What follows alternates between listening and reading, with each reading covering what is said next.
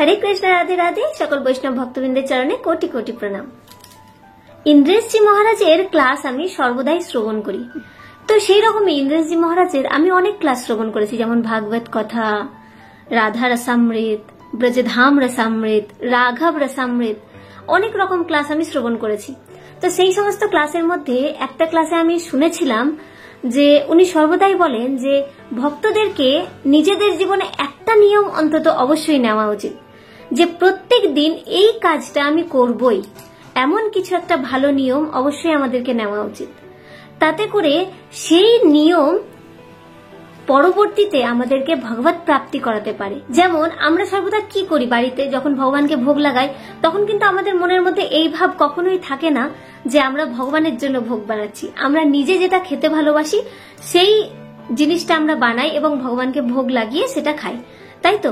কিন্তু যদি আমরা এই নিয়ম নিয়ে নিই যে হ্যাঁ আমাদের পছন্দের তো আমরা তৈরি করছি, কিন্তু আমার লালার পছন্দেরও আমি কিছু একটা তো আজকে বানাবোই, এইভাবে প্রত্যেক দিন যদি আমরা একটা নিয়ম নিই যে না ভগবানকে আজকে এই ভোগটা আমি লাগাবো, এটা ভগবানের জন্য, আমাদের জন্য না, এটা ভগবানের জন্য, এইভাবে যদি আমরা যে কোনো একটা নিয়ম, হয়তো এটাও নিতে পারি যে প্রত্যেক দিন যাই হয়ে যাক না কেন মন্দির দর্শন আমরা অবশ্যই করব, প্রত্যেক দিন যাই হয়ে যাক না কেন আধ ঘন্টা ভগবত কথা আমরা অবশ্যই শ্রবণ করব, প্রত্যেক দিন যাই হয়ে যাক না কেন 16 মালা অবশ্যই জপ করব।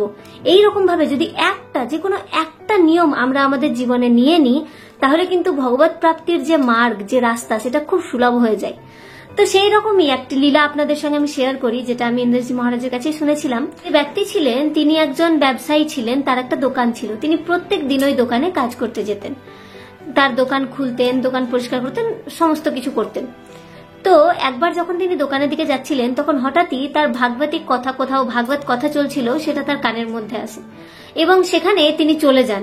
সেখানে গিয়ে তিনি শুনতে পান যিনি ব্যাস মঞ্চে বসে আছেন তিনি বললেন যে আমরা যদি আমাদের জীবনে কোনো নিয়ম গ্রহণ করি, যে কোনো একটা নিয়ম যদি আমরা গ্রহণ করি তাহলে আমরা লাভবান হতে পারি। আর এই কথাটা শোনা মাত্রই সেই যে ব্যবসায়ী ব্যক্তি ছিলেন তার মনে খুব ইচ্ছা হলো যে সত্যি সত্যি কি আমি যদি আমার জীবনে কোনো একটা নিয়ম নিয়ে নিই তাহলে আমি লাভবান হব। তখন সেই ভাবনা নিয়ে তিনি সেদিন দোকানে যান, নিজের দোকান ব্যবসা সমস্ত কিছু সামলে যখন বাড়ি ফিরলেন তখন তিনি ভাবলেন কালকে সকাল থেকে কিছু একটা নিয়ম তো আমি নেব, কিন্তু কি নিয়ম নেব এটা নিয়ে তিনি খুব চিন্তায় ছিলেন। তখনই তিনি দেখলেন যে তার বাড়ির সামনে, তার ঘরের সামনে যে জানালা আছে সেই জানালার সামনাসামনি একজন কুমোর প্রত্যেক দিন মাটির ঘড়া বানায়। তো তিনি সেদিন নিয়ম নিলেন যে প্রত্যেক দিন সকালবেলা ঘুম থেকে উঠেই আমি এই কুমোরকে দেখব, এবং প্রত্যেক দিন সকালবেলা ঘুম থেকে উঠেই তিনি সেটাই করতে লাগলেন। ঘুম থেকে উঠেই নিজের চোখে এইভাবে হাত দিতেন এবং গিয়ে জানালা খুলে কুমোরকে সর্বপ্রথম দেখতেন। তো বেশ কয়েকদিন এইভাবেই কেটে যায়। হঠাৎ করে তিনি একদিন যখন সকালবেলা চোখে হাত দিয়ে জানালা খুললেন তখন দেখলেন কুমোর সেখানে নেই। তিনি তাড়াতাড়ি নিজের চোখটা ঢেকে ফেললেন এবং চোখটা ঢাকার পরে তিনি তার সন্তানকে ডাকলেন।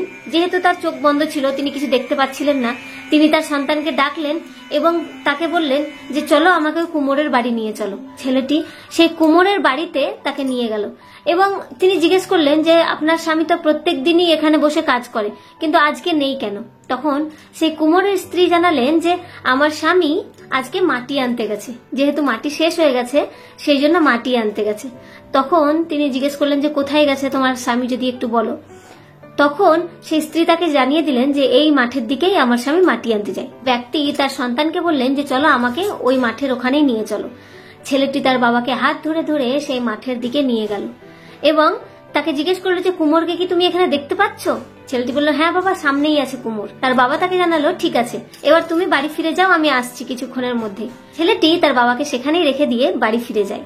যেহেতু কুমোর সেই মাঠে মাটি নিতে এসেছিল তাই সে নিজের কাজের জন্য মাটি খুঁড়ছিল, কিন্তু মাটি খুঁড়তে খুঁড়তে সে হঠাৎই দুটো সোনা ভর্তি সোনার ঘড়া পায়, যা দেখে সে বড়ই অবাক হয়। আর সেই সময় ওই ব্যবসায়ী ব্যক্তি তার চোখ থেকে হাত সরায় এবং বলে আমি দেখে ফেলেছি, আমি দেখে ফেলেছি, আমি দেখে ফেলেছি। আর এই কথা শোনা মাত্রই অপরদিকে কুমোর কিন্তু খুব ভয় পেয়ে যায়, এটা ভেবে যে আমি যে সোনার ঘড়া দুটো বার করেছি সেটা এই মানুষটি দেখে ফেলেছে। কুমোর তাড়াতাড়ি তাকে ইশারা করে ডাকে এবং বলে চুপ করো, চুপ করো, চুপ করো, তুমি প্লিজ কাউকে কিচ্ছু বলো না।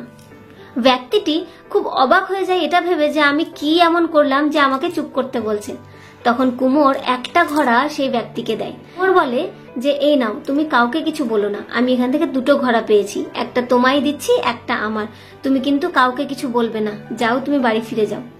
তো এখান থেকে আমরা কি বুঝতে পারলাম যে সে কিন্তু একটা নিয়ম নিয়েছিল যে সে প্রত্যেক দিন কুমোরকে দেখবে, তাই না?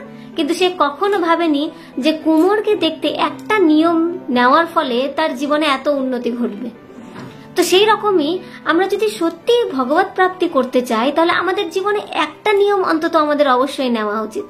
যেমন হয়তো আপনি এটাও নিতে পারেন যে আমি প্রত্যেকদিন কোনো না কোনো শুদ্ধ বৈষ্ণবকে দর্শন করব, প্রত্যেকদিন মন্দিরে যাব, প্রত্যেকদিন একটা সময় হয়তো ভজন করব, প্রত্যেকদিন আমি ভগবানকে গোপী গীত শোনাবো বা গীত গোবিন্দম শোনাবো, বা ভগবানকে প্রত্যেকদিন কিছু না কিছু একটা ভোগ বানিয়ে দেব, প্রত্যেকদিন ভগবানের জন্য ফুলের মালা বানাবো। কিছু একটা নিয়ম যদি আমরা নিতে পারি তাহলে আমাদের জীবনে ভগবত প্রাপ্তিটা খুব সহজ হয়ে যায়। তাই আপনাদের সকলের কাছে আমার অনুরোধ, যারা ভক্তি মার্গে আছেন, যারা ভক্তি পথে আছেন, যারা সত্যি ভগবানের অতি প্রিয় হয়ে উঠতে চান, তাহলে তারা নিজের জীবনে ভগবানের জন্য কিছু না কিছু একটা নিয়ম তো অবশ্যই গ্রহণ করুন। রাধে রাধে।